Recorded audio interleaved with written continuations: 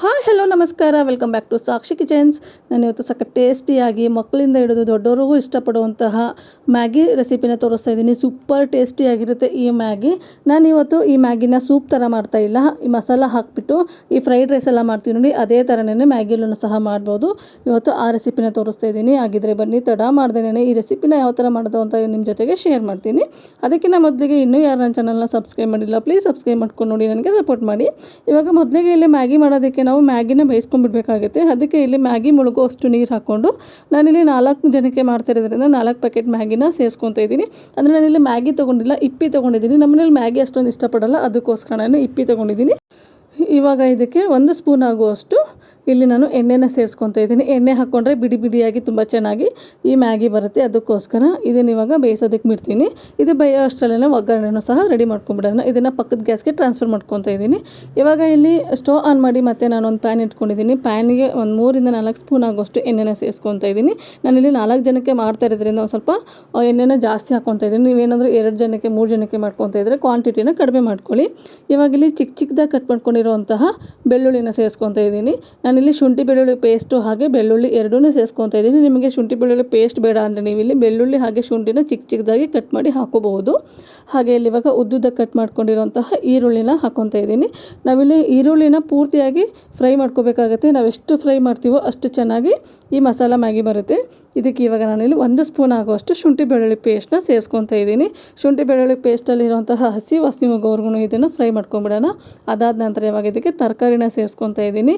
ಇಲ್ಲಿ 1 ಕಪ್ ಆಗುವಷ್ಟು ಬೀನ್ಸ್ ಸೇರಿಸ್ಕೊತಾ ಇದ್ದೀನಿ. ಹಾಗೆ 1 ಕಪ್ ಆಗುವಷ್ಟು ಕ್ಯಾರೆಟು, 4 ರಿಂದ 5 ಮೆಣಸಿನ್ಕಾಯಿನ ಸೇರಿಸ್ಕೊತಾ ಇದ್ದೀನಿ. ನನ್ನ ಹತ್ರ ಕ್ಯಾಪ್ಸಿಕಮ್ ಇರಲಿಲ್ಲ, ಒಂದು ಸ್ವಲ್ಪ ದಪ್ಪ ಮೆಣಸಿನ್ಕಾಯಿನ ಇತ್ತು, ಅದನ್ನು ಸ್ವಲ್ಪ ಸ್ಲೈಸಾಗಿ ಕಟ್ ಮಾಡಿಕೊಂಡು ಇಲ್ಲಿ ಸೇರಿಸ್ಕೊತಾ ಇದ್ದೀನಿ. ನೀವು ಇದಕ್ಕೆ ಕ್ಯಾಬೇಜ್ ಹಾಕೋಬೋದು, ಕ್ಯಾಪ್ಸಿಕಮ್ ಹಾಕೋಬೋದು, ತುಂಬ ಚೆನ್ನಾಗಿರುತ್ತೆ. ಇದ್ದರೆ ಹಾಕ್ಕೊಳ್ಳಿ. ನನ್ನ ಹತ್ರ ಇಲ್ಲದೆ ಇರೋ ಕಾರಣಕ್ಕೆ ನಾನು ಇಲ್ಲೇನು ಹಾಕ್ಕೊಂಡಿಲ್ಲ.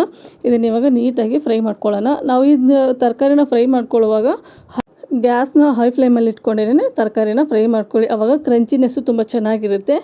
ಇದನ್ನು ಇವಾಗ ನೀಟಾಗಿ ಫ್ರೈ ಮಾಡ್ಕೊಂಡಾದ ನಂತರ ಇದಕ್ಕೆ ಈ ತರಕಾರಿನೆಲ್ಲ ಇಲ್ಲೇ ಒಂದು ಸೈಡ್ಗೆ ಹಾಕ್ಕೊತಾ ಇದ್ದೀನಿ. ನಾನು ಆ ಬಾಣಲೆನೇ ಒಂದು ಸೈಡ್ಗೆ ಸರಿಸ್ಕೊತಾ ಇದ್ದೀನಿ ತರಕಾರಿನೆಲ್ಲ.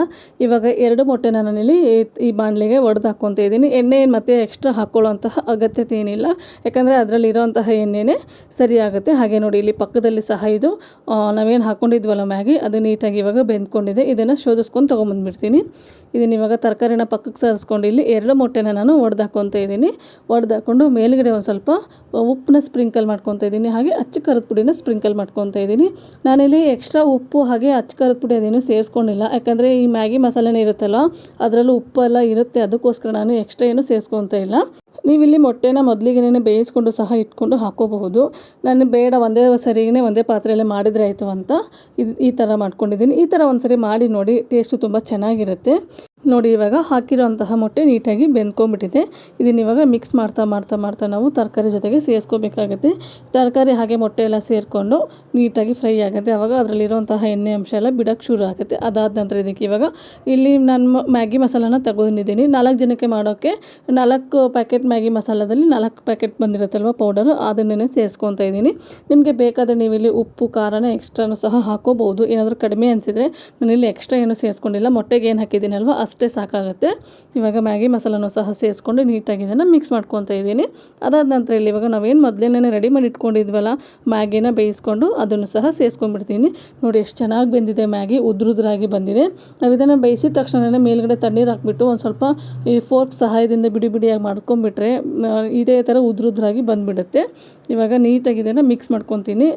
ಹಾಕಿರೋಂತಹ ಮಸಾಲೆ, ಮೊಟ್ಟೆ ಹಾಗೂ ತರಕಾರಿ ಎಲ್ಲ ನೀಟಾಗಿ ಮ್ಯಾಗಿಗೂ ಸಹ ಹಿಡ್ಕೋಬೇಕು.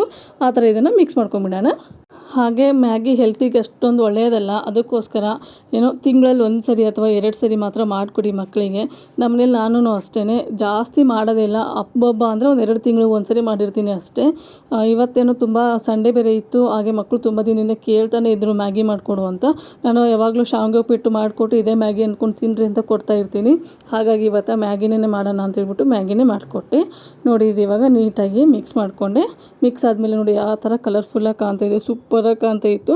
ಹಾಗೆ ಇದಕ್ಕೆ ಲಾಸ್ಟಲ್ಲಿ ಇವಾಗ ಕೊತ್ತಂಬರಿ ಸೊಪ್ಪನ್ನ ಸೇರಿಸ್ಕೊತಾ ಇದ್ದೀನಿ. ನೀವು ಈ ಟೈಮಲ್ಲಿ ಬೇಕಾದ್ರೆ ನಿಮ್ಮ ಹತ್ರ ಸ್ಪ್ರಿಂಗ್ ಆನಿಯನ್ ಇದ್ದರೆ ಸ್ಪ್ರಿಂಗ್ ಆನಿಯನನ್ನು ಸೇರಿಸ್ಕೊಳ್ಳಿ, ತುಂಬ ಚೆನ್ನಾಗಿರುತ್ತೆ. ಅದಾದ ನಂತರ ಅದನ್ನು ಸಹ ನೀಟಾಗಿ ಮಿಕ್ಸ್ ಮಾಡ್ಕೊತಾ ಇದ್ದೀನಿ. ನೋಡಿ ಇಷ್ಟ ಆದರೆ ರೆಡಿ ಆಯಿತು ಎಗ್ ಮ್ಯಾಗಿ ಮಸಾಲ. ನಾನು ಇದಕ್ಕೆ ಯಾವುದೇ ಥರದ black pepper powder, soya sauce, vinegar ಅದೇನೂ ಬಳಸಿಲ್ಲ. ಮನೇಲಿರೋಂತಹ ಪದಾರ್ಥಗಳನ್ನೇ ಹಾಕಿಬಿಟ್ಟು ಈ ರೆಸಿಪಿನ ಮಾಡಿದ್ದೀನಿ. ಟೇಸ್ಟ್ ಮಾತ್ರ ತುಂಬ ಚೆನ್ನಾಗಿತ್ತು.